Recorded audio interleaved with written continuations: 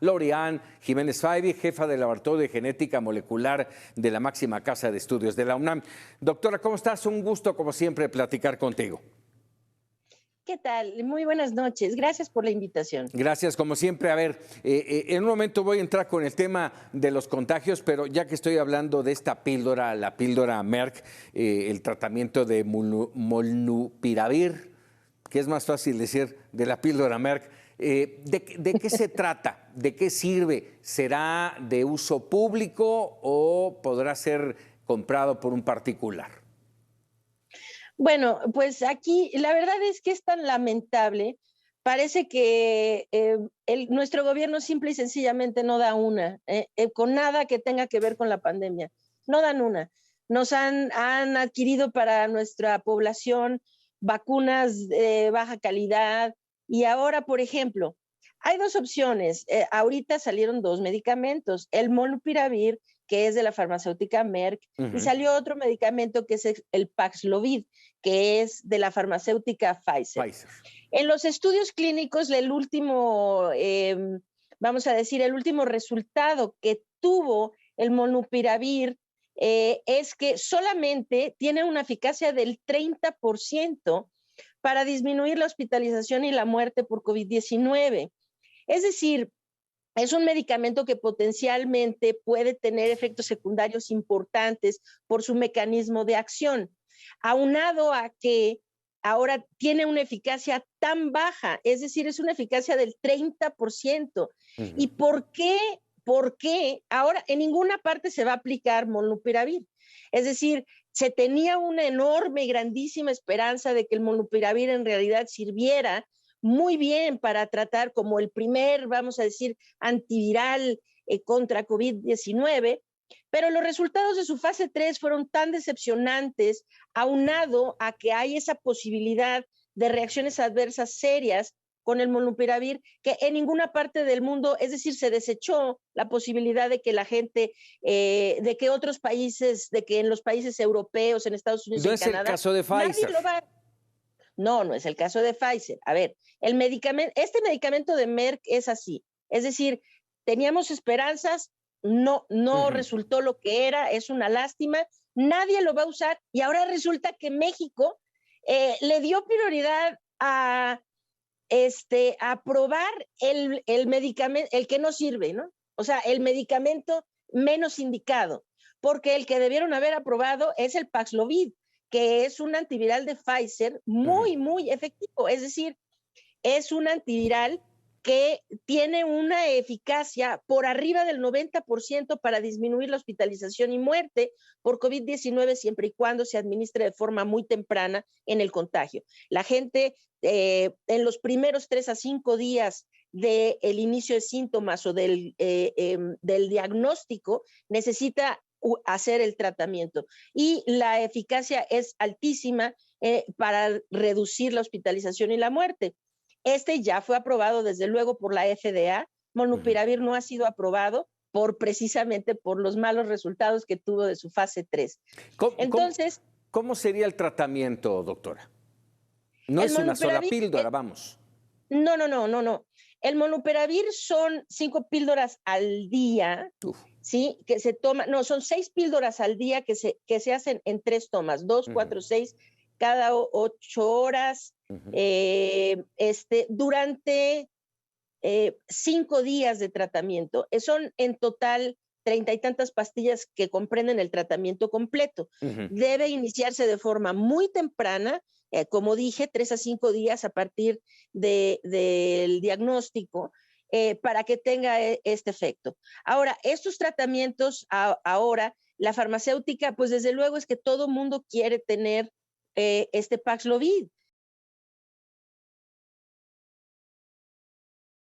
Y Estados Unidos, muchos países europeos hicieron lo que debieron haber hecho todos los demás, que es anticipar el apartado de dosis de este medicamento para tener en su población. México, desde luego, pues no anticipó nada de esto y entonces difícilmente vamos a llegar a tener Paxlovid aquí en México antes de finales de este año, porque la demanda es tan grande que difícilmente lo vamos a tener acá. Ayúdanos a entender la diferencia entre las vacunas Sí. y este tratamiento?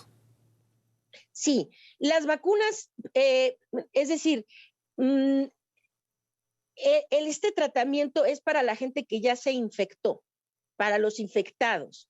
Entonces, una persona que ya tiene COVID, entonces se le da el tratamiento. Lo demás es una cuestión preventiva. Entonces, esto no es para prevenir COVID, no sirve como profiláctico, es decir, como para tomar antes de la infección, para evitar la infección. No, es decir, sirve una vez que la gente ya está infectada. Ujú. La enorme diferencia entre eso y las vacunas es que las vacunas pretenden disminuir la infección. Hoy por hoy, las vacunas contra COVID-19 no están teniendo este efecto como tal. Es decir, y no son las vacunas lo que ha fallado, hay que ser muy claros. Lo que fuimos nosotros quienes fallamos, no las vacunas. No Ujú. detuvimos la transmisión del virus y conforme dejamos transmitir el virus más y más entre seres humanos, el virus ha ido mutando. Entonces, las vacunas inicialmente sí tenían muy alta eficacia, tanto, claro, siempre han tenido alta para evitar la enfermedad grave y la hospitalización, pero inicialmente también tenían una eficacia bastante alta para detener la transmisión.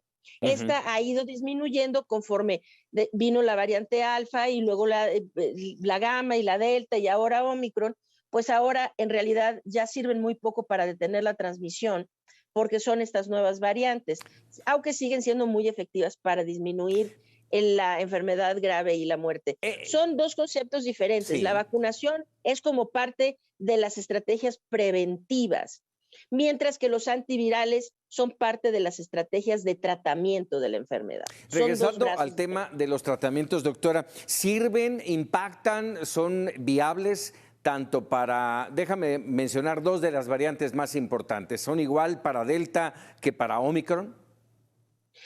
Paxlovid parece que sí lo es. Es decir, los resultados de su fase 3 y por eso fue tan rápidamente aprobado por la FDA. Ujú. Ahora la EMA en Europa parece que también ya lo tiene aprobado o está a punto de aprobar el Paxlovid también allá. Sí, parece que el efecto es igual para cualquiera de las variantes y es un ¿Indicados, efecto muy bueno. indicados para cualquier edad? La verdad no me atrevo a decir, desconozco cuál es el rango mínimo de edad en donde se puede aplicar. Sin duda para adultos de 18 años en adelante, no tengo el dato preciso y entonces no voy a Claro, tratar de adivinar aquí, ¿no? claro. Pero no sé exactamente cuál es el rango menor para el límite bajo de edad. Lo Claro. desconozco, pero me lo llevo de tarea para la próxima. Exacto, y déjame preguntarte algo más. Vamos, ¿se puede aplicar para alguien sin problemas de comorbilidades que alguien con problemas de comorbilidades? Sí, es correcto, sí. Tiene algunas interacciones medicamentosas el Paxlovid, algunas interacciones con medicamentos que son comunes para, por ejemplo, para controlar la presión sanguínea, gente que tiene hipertensión y algunos medicamentos de uso frecuente tiene algunas interacciones medicamentosas, por lo cual no es un medicamento que se pueda tomar. Es decir, ya es un gran avance que viene en forma de pastillas, Ujú, porque se puede tomar en casa. Uno no requiere estar hospitalizado para hacer el tratamiento. ujú. Otros medicamentos que vinieron antes, los anticuerpos monoclonales y otra serie de medicamentos que vinieron antes, como el Remdesivir y esto, son medicamentos que requieren que la persona esté hospitalizada porque se ponen por la vía intravenosa. Entonces, pero esto ya es un avance, que son pastillas, se puede hacer en casa, pero es un tratamiento que requiere de la vigilancia médica, Sí. requiere de ser administrado por un médico con seguimiento del médico, por la cuestión de que sí tiene algunas interacciones medicamentosas que pueden llevar a algunos efectos secundarios de gravedad. Ok, ahora que hablaste el tema de la gravedad, decía el presidente esta mañana, hablando de Omicron, afortunadamente no tiene el nivel de peligro, no hace tanto daño, vamos, sí, hemos visto, sí, no tan altos las hospitalizaciones, ni la gravedad y tal vez ni los muertos, como en otras variantes, pero lo que ha ocurrido en los últimos 3 días con esa curva ascendente acelerada de contagios llama la atención. Sí, no, no, a ver, el día de hoy las autoridades mexicanas se aventaron el golazo de 1, 2, 3. Fueron los disparates que dijo el presidente de la República en la mañana, seguido por los siguientes disparates de la jefa de gobierno de la Ciudad de Sí. México, la doctora Sheinbaum, y después por la secretaria de Salud de la Ciudad de México, ¿no? Es decir, esto que dijo el presidente no tiene base en la ciencia. Es decir, la variante Omicron, necesitamos ser muy puntuales con esto, la variante Omicron Ujú. no es menos agresiva que el resto de las variantes del virus SARS-CoV-2. Es decir, no hay una característica propia del virus que lo haga generar una enfermedad de menor gravedad que Delta o que Alfa o que cualquiera de las otras variantes.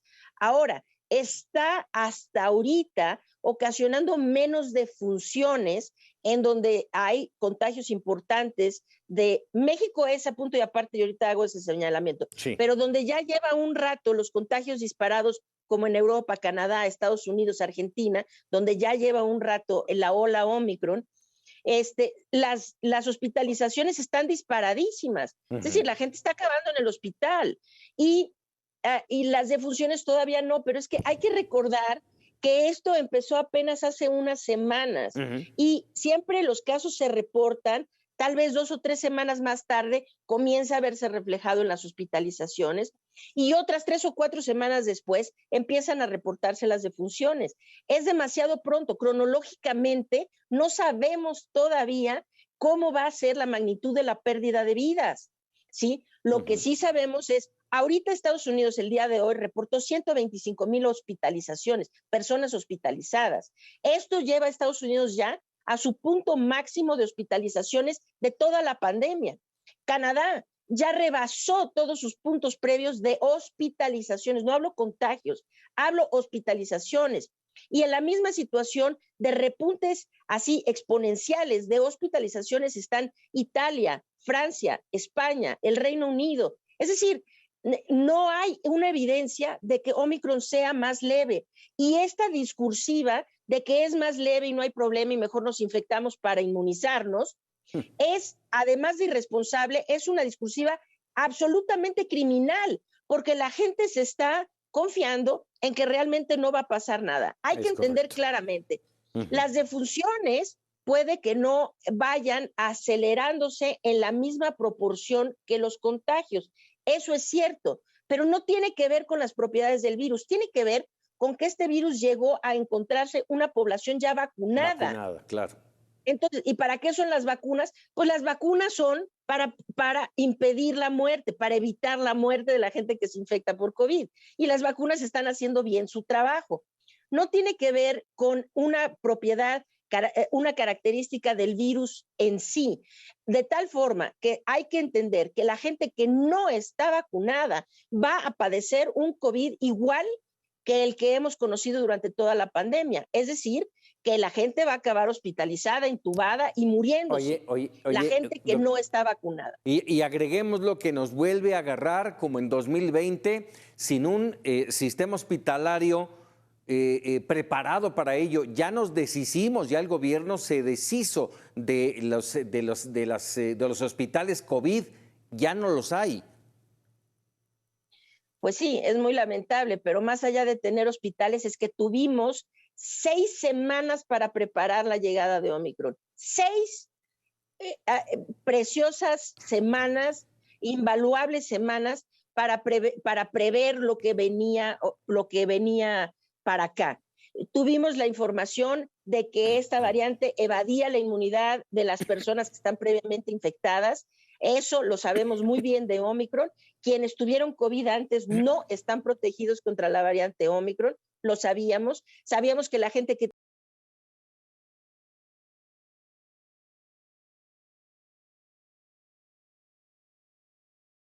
tiene una sola dosis de vacuna tampoco está protegida, que los que tienen 2 dosis están protegidos solo parcialmente y que se requerían 3 dosis para realmente tener una protección buena contra Omicron.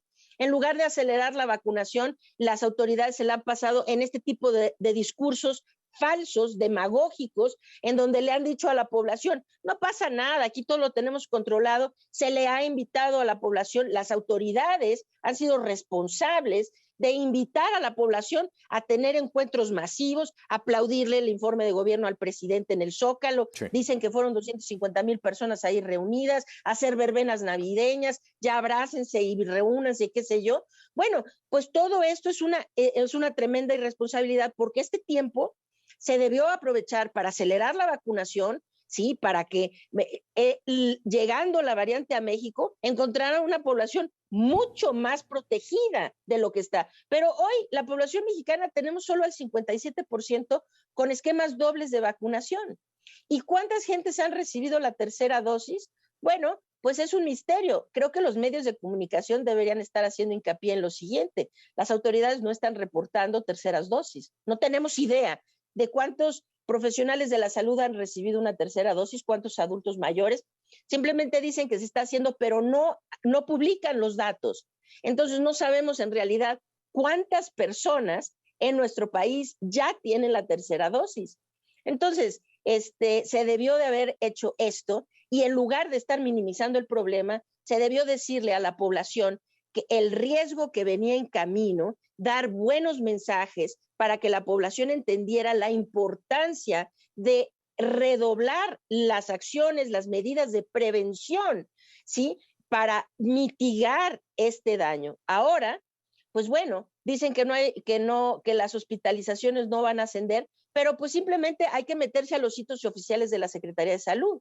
En la red IRAG del 25 de diciembre al día de ayer se registra un incremento del 65.9% en las hospitalizaciones, en la ocupación hospitalaria de camas generales en la Ciudad de México. Y si eso pues no es preocupante, pues no sé qué lo sea entonces.